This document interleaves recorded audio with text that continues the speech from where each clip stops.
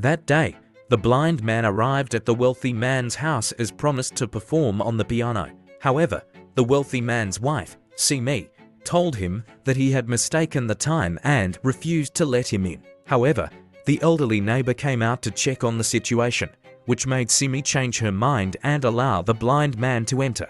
After testing whether the man was truly blind, Simi finally felt relieved. The man discovered the corpse in the living room because the pianist Akash was only pretending to be blind.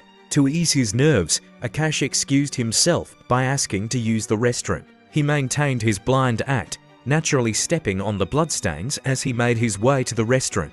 At that moment, there was an armed man in the restroom, but Akash remained calm and continued his act.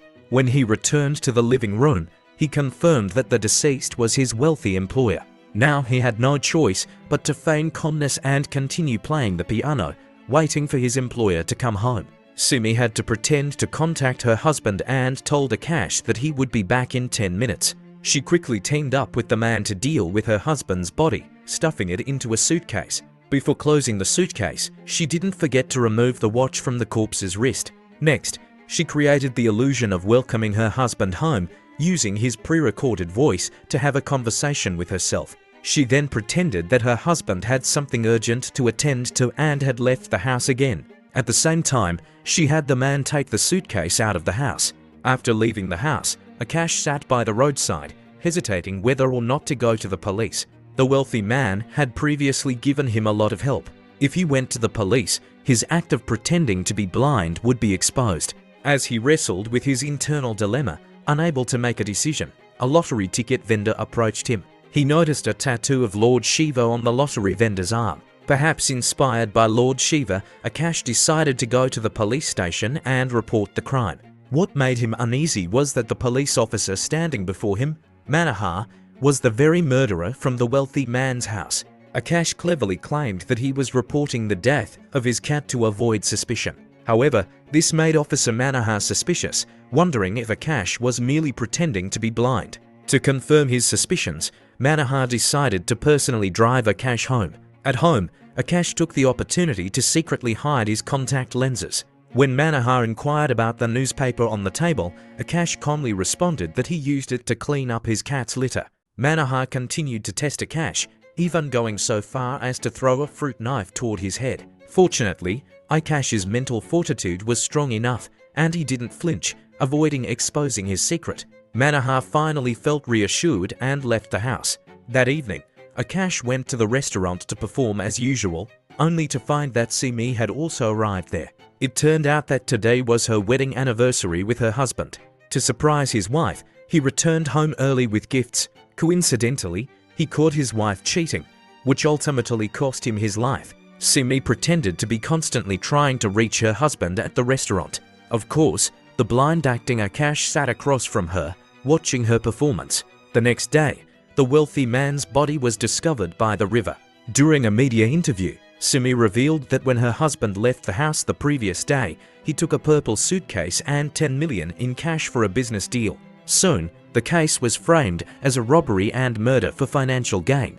This was because both the suitcase and the 10 million in cash had gone missing. Simi secretly disposed of her husband's watch by throwing it into a public toilet in a slum. The unfortunate man who found the watch became the scapegoat for the crime. When the family gave their statements, Akash, who knew the deceased, was also summoned to the police station. Hearing the fabricated statements, Akash suddenly stood up in defiance, shouting angrily that it was all a lie. He boldly pointed out the two murderers present in the room. However, all of this was just his imagination. In the end, he quietly signed the statement. At the wealthy man's funeral, Akash played the piano, while Simi shared stories about her life with her late husband. She even shed emotional tears as she spoke. After the funeral, the elderly neighbor told a police officer that Simi was lying. She said that on that day, a large man had gone to the wealthy man's house first, and shortly after, the wealthy man returned home as well. In the end, Akash also entered the house. She added that she could recognize the large man if she saw him again. When the police questioned Simi again, she claimed that the elderly neighbor, due to her age, might have mistaken the pizza delivery person for the large man. The next day, While chatting with Manohar, the police officer casually mentioned the elderly neighbor's comments. This immediately made Manohar anxious. The police officer even suggested bringing the elderly neighbor to the station for further questioning. This made Manohar even more uneasy. Not long after, Simi knocked on the neighbor's door. At the same time, Akash arrived downstairs. At the funeral, Akash played the wealthy man's favorite piece, and out of deep longing for her father, the wealthy man's daughter decided she wanted to learn the piece from Akash. So, Akash arrived as planned to teach the piece. Just then, Akash witnessed Simi pushing the elderly woman down the stairs, and he was so shocked that he almost fell to the ground. Simi also noticed Akash's reaction. Akash could only pretend to be calm as he made his way to the door, but at that moment, Simi had already sent her daughter away. So, no one answered the door for him. Soon, the elderly woman's body was discovered.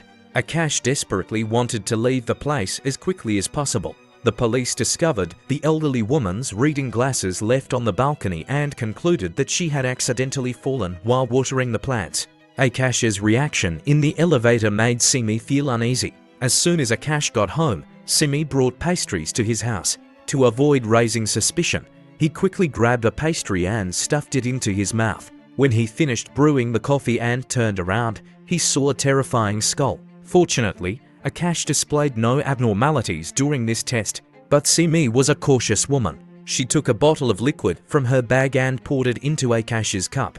Akash suspected it was poison and didn't dare to drink. He made an excuse to get some cookies and took the opportunity to knock over the cup.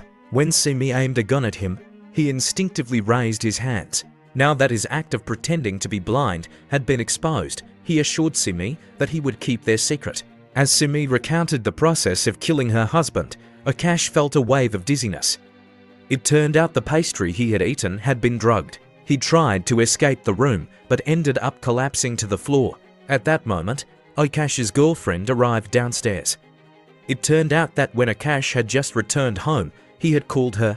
They had been dating for a while, but his girlfriend also had no idea that he was pretending to be blind. The video from the neighbor's little boy revealed the secret to his girlfriend, because one time, Akash's sunglasses fell down the stairs and the boy noticed that he looked like a normal person, quickly picked up the sunglasses. So, the boy found a way to record a video as evidence, hoping to exchange it for some pocket money. As the boy asked for payment, Akash's girlfriend was already on her way up the stairs. To her surprise, when opened the door, it was Simi wrapped in a bedsheet. Sophie felt emotionally betrayed, and seeing Akash asleep only reinforced her suspicions. Simi quickly apologized to Sophie, claiming, "Akash is a good man. He gave me the warmth I was missing after losing my husband." Sophie immediately pointed out the fact that Akash was pretending to be blind, saying he was just someone who enjoyed playing with others' emotions. After saying that, she left heartbroken. That night, when Akash woke up, he was horrified to discover that his vision had gone completely dark. No matter how much he tried to wash his eyes, nothing changed. Seeing that Akash had truly become blind, Simi finally felt relieved. Enraged, Akash tried to fight Simi, but she easily dodged his attacks. Akash threatened Simi, saying that if she didn't help restore his eyesight, he would expose everything about her and Manohar. Simi, unfazed, replied, "Who would believe the testimony of a blind man?" She wasn't worried at all. Before leaving, Simi gave the boy some money, took his phone, and deleted the only piece of evidence. Akash called Sophie, but she didn't give him a chance to explain. She hung up on him without a second thought. Manohar, upon learning that Akash was only blinded and not dead, began to worry, because as long as Akash was alive, he would always be a threat. Similarly, Akash realized the danger he was in and decided to take the money and flee as soon as possible. Before Akash could step out of the door, Manohar was already behind him, viciously wrapping a bedsheet around his neck. Facing the strong police officer, Akash struggled and managed to grab a nearby iron, swinging it toward Manohar's head. Taking advantage of Manohar falling to the ground, he rushed to the balcony and jumped straight down from the second floor. He fumbled his way down the street, hoping to find someone for help, but all the shops had already closed by that time. At that moment, he was the only figure on the street, filled with panic and helplessness. Akash accidentally ran into a telephone pole and lost consciousness. Fortunately, Manohar did not find him on the street. When Akash woke up, he was already in the hospital. Through conversation, Akash learned that it was the rickshaw driver and the lottery ticket lady who had saved him. Akash asked them to help call an ophthalmologist.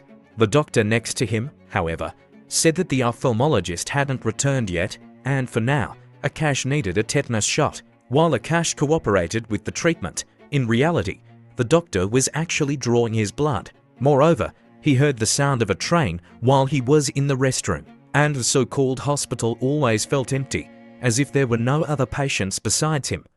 However, Akash couldn't see the scene before him. Being blind, he didn't sense anything unusual, but in fact, he was in another kind of danger. That night, the doctor gave the lottery lady 200,000 rupees as agreed. It turned out they planned to remove both of Akash's kidneys to sell. Afterward, they could throw his body onto the railway tracks, where it would be crushed by train, leaving no trace. The doctor tricked him into the operating room, had him take off his shirt, and lie face down on the operating table. As the doctor was about to inject him with anesthesia, the doctor's phone suddenly rang. During the call, he accidentally revealed the truth about the surgery. When Akash realized something was wrong and questioned them, they pinned him down on the operating table together and revealed their plan to sell both of his kidneys. Akash shouted, "I swear in the name of Lord Shiva on your arm, if you let me go, I will give you 10 million. However, the doctor believed this was a lie made up to save his life, so he injected him with anesthesia and marked his waist. As the doctor was about to make the incision, the lottery lady stopped him. The next day, after Akash woke up, the attitudes of the three had drastically changed. The lady asked him, "As a blind man, how could you know that I have the image of Lord Shiva on my arm?" Akash didn't answer the question. Instead, he described the appearances of the three of them, even mentioning their clothing styles. This shocked the three, suspecting that Akash was a reincarnation of a deity. Akash told them a way to earn 10 million. On the other side, Manohar informed Simi about how Akash had narrowly escaped and was now missing. Although Manohar said he was already searching for him and had tapped Akash's girlfriend's phone, Simi still couldn't feel completely at ease. She believed that after narrowly escaping death, Akash would definitely find a way to expose their crimes. But what she didn't expect was that the person they were searching for had voluntarily come to her house. Akash said he was about to leave for the UK, so he came by to say goodbye to her daughter. Simi was secretly delighted, so she tricked Akash into getting in the car under the pretense of driving him home, and then called Manohar. The two of them planned to take him to a remote area and kill him. All of this was part of Akash's plan. In the car, he said, "I need 1 million for a cornea transplant. If you give me the 1 million, I'll go to the UK for treatment and never come back. Otherwise, I'll report both of your crimes." Simi didn't respond after hearing this, which perhaps only strengthened her resolve to kill him. When the car reached the underpass, a rickshaw blocked the way. Akash knew the time had come. He pulled out the towel laced with sedative covering Simi's mouth and nose while frantically honking the horn. His accomplices, upon receiving the signal, quickly came over to assist. That night, Akash called Manohar's wife, claiming to be a private detective hired by the late millionaire. He knew about Manohar and Simi's affair, and that Manohar had killed the millionaire for 10 million. He demanded 10 million from her to buy his silence.